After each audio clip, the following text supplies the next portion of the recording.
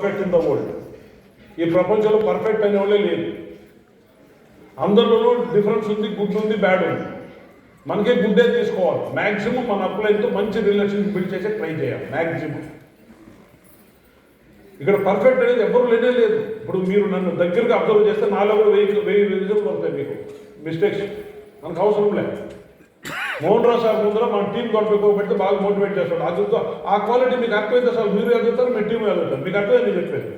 మనం ప్రతి ఒక్కరు ఒక ప్లస్ ఉంది. ఆ ప్లస్ని అర్థం చేసుకుంటే చాలు. వాళ్ళు వాడుకొని మనం ముందుకు పోవాలి అంతే. వాళ్ళు యూజ్ చేసుకోవాలి, వాళ్ళు పెద్దోళ్ళు చేయాలి, మనం ముందుకు పోవాలి. దీంట్లో ఈగో అవసరం లేదు. నా పర్సనల్ లైఫ్లో జరిగిన ఒక చిన్న ఎక్స్పీరియన్స్ అండి. 1 minute అండి.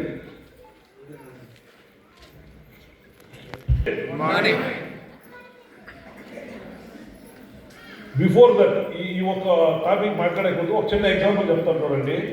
వెస్టేజ్ బిజినెస్ చాలా సింపుల్ అండి. వెస్టేజ్ బిజినెస్ చాలా సింపుల్ అండి.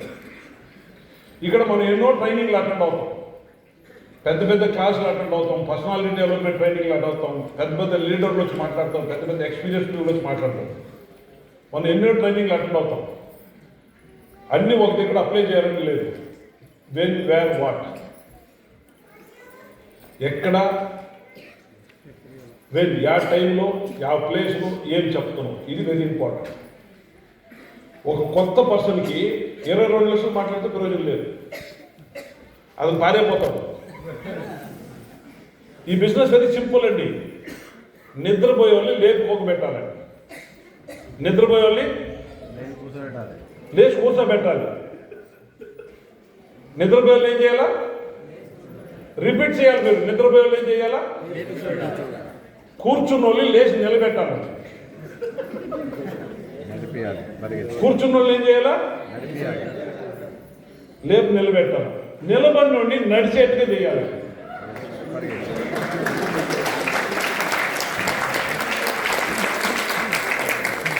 నిలబడి ఏం చేయాలా? నడిచేవాడిని పరిగెత్తేట్టుగా చేయాలి.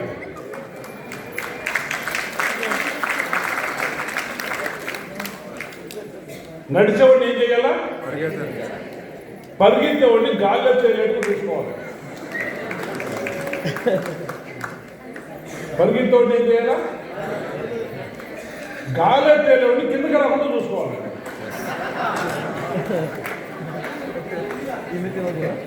ఇప్పుడు ఈ ముందు లేచి గాలిలో తేలుతున్నారు, వాళ్ళు కిందకి రాకుండా చూసుకోవడం నాటు. వాళ్ళు ఉంటే మీకు తప్పదు. మీకు అర్థమైన లాజిక్ నేను చెప్పేది ఇంతండి. వేస్ట్ నిద్రపోయి లేచి కూర్చునేటి చేయాలా, కూర్చోవడం నిలబడేటి చేయాలా, నిలబడడం నడిచేటి చేయాలా, నడిచేవాడిని పరిగెత్తేటి చేయాలా, పరిగెత్తేవాడిని గాలిలో తేలేటి చేయాలి, గాలిలో తేలేవాడిని కింద రకం చూస్తాం. మనం ఏం చేస్తాం తెలిసిన? నిద్రపోయి గాలిలో తేలేని ప్రయత్నం చేస్తాం. అది పనిచేయదు. అది పనిచేయదు. అది మనం అక్కడ చేయాల్సింది మన లేపు పెట్టేది ఒకటే డ్యూటీ. దానికి ఏం చెప్పాలి అదే చెప్పాలి. వాళ్ళకి ప్రోడక్ట్ గురించి చెప్పండి, ఆరోగ్యం గురించి చెప్పండి, రిటైర్మెంట్ గురించి చెప్పండి, రిటైర్మెంట్ లైఫ్ గురించి చెప్పండి, ఫ్యూచర్ గురించి చెప్పండి. అంటే బేసిక్స్ అక్కడ వేరే సెకండ్ పోకూడదు కదా. మనం ఏం చేస్తాం తెలిసిన? స్టార్టింగ్లోనే వాళ్ళకి ఏంటికి పూరుస్తాం. మనం వాడు అంతటితో మీ ఫోన్ వేస్తుంటే మీకు కనిపించదు. మాకు అయిపోతుంది.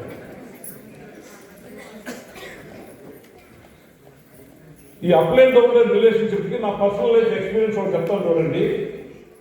నేను ఫ్యాక్టరీ నడుపుతా ఉన్నాను 2002-2003 మధ్యలో. నేను చెప్తాను స్టోరీ. వితిన్ 2003-2004 మధ్యలో నేను మా ఆఫీస్లో కూర్చోనున్నాను.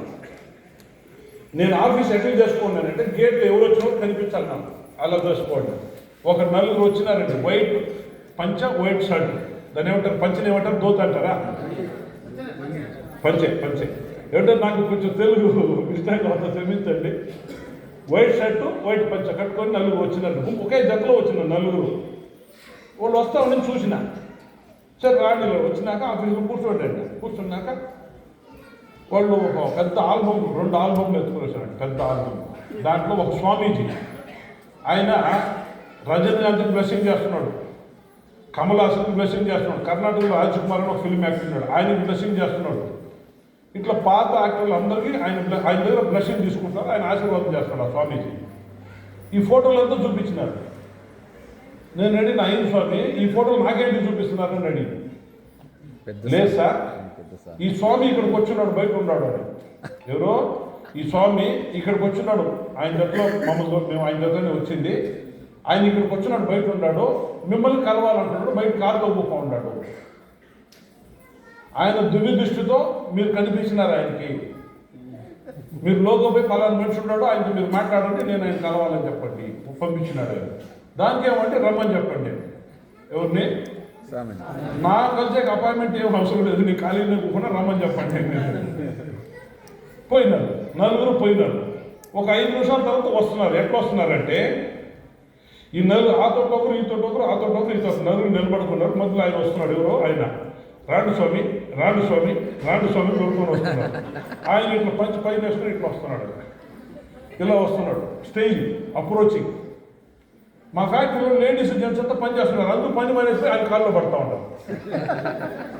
నిజమండి, పని చేస్తున్నారు కదా, వాళ్ళంతా పని మానేసి ఆయన కాళ్ళలో పడుతున్నారు. ఎందుకంటే ఆయన కాషాయ బట్టలు వేసుకొని ఇట్లా వస్తున్నాడు. ఆయన పోయి నమస్కారం చేస్తున్నారు, సాష్టాంగ నమస్కారం చేస్తున్నారు. ఆయన ఒక పెద్ద స్వామి చూడండి, వాళ్ళు క్రియేట్ చేసినారు అక్కడ.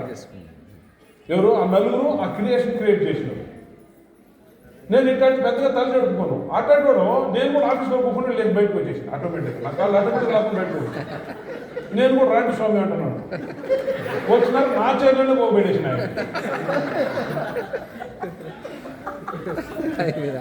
మళ్ళీ ఫోటో వచ్చింది ఆల్బమ్. గుడ్ మార్నింగ్ స్టేజ్ నా చైర్లోనే పోబెట్టేసిన. ఆయన కళ్ళు మూసుకుంటాడు, ఏదో కొంచెం మూసుకొని నీకు ఒక కూతురు ఒక కొడుకు అన్నాడు. ఆల్మోస్ట్ ఇండియాలో మెజారిటీ ఉండేది అయితే ఒక కూతురు ఒక కొడుకు.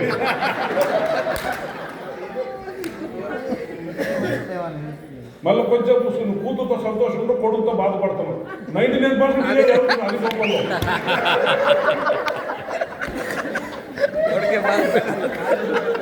అప్పుడు నాకు తెలియదు, రియలైజ్ అవ్వలేదు.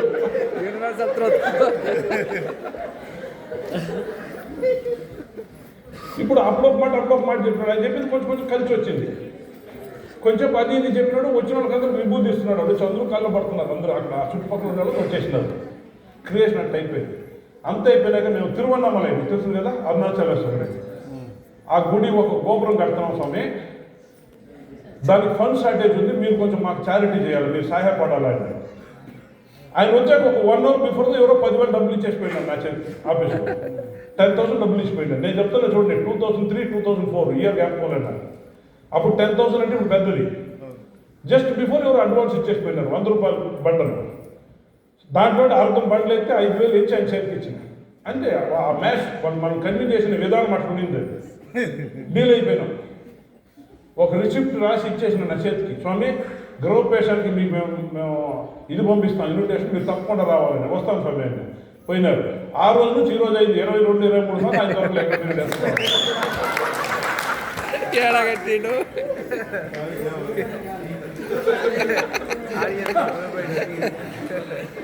అంటే ఆ ఇన్విటేషన్ విధానం, ఆ అప్రోచింగ్ విధానం మీకు అర్థమైందని చెప్పేది. ఆ విధానం నచ్చిందండి. మీరు ఆ విధానాన్ని కానీ మీరు వెస్టేజ్లో అప్లై చేసినారంటే వెరీ ఫాస్ట్ వాళ్ళు రియల్సేమ్ అయిపోతారు. ఇక్కడ ఎవరు మోసం లేదండి. ఇక్కడ మనం చాలా మీరు ఉద్ధారం అవుతారు, వాళ్ళు ఉద్ధారం చేస్తారు. జస్ట్ అండ్ ఫాలో అయితే చాలు. మనం మీ అప్లై మీరు అంత గౌరవిస్తే చాలు, ఆటోమేటిక్గా మీ టీం డెవలప్ అయిపోతుంది. వెరీ సింపుల్ అండి. ఇప్పుడు నా ఫ్రెండ్ నాకు అప్లై, ఫర్ ఎగ్జాంపుల్ నా ఫ్రెండ్ నాకు అప్లై హోమ్ మీటింగ్ నా ఇంట్లో పెట్టుకున్నాను.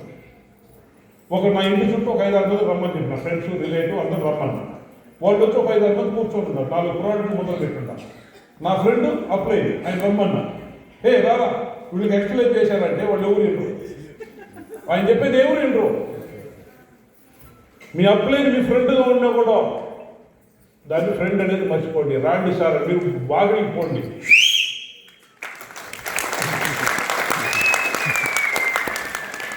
ఆయన బ్యాగ్ మీరు తీసుకుని ఆయన మీరు వెల్కమ్ చేయండి, ఇంట్లోకి తీసుకొచ్చి పోగబెట్టేసి ఆయన కొంచెం ఇవ్వాల్సిన రెస్పెక్ట్ చేయండి. అది చూసి మీకు వచ్చిన గెస్ట్ అంతా అక్కడే సైన్ చేస్తారు. మీకు అర్థమైంది చెప్పేది. మనం ఏం చెప్తున్నాం కదా, మనం ఏం చేస్తున్నాం అది చూస్తుంటారు జనాలు.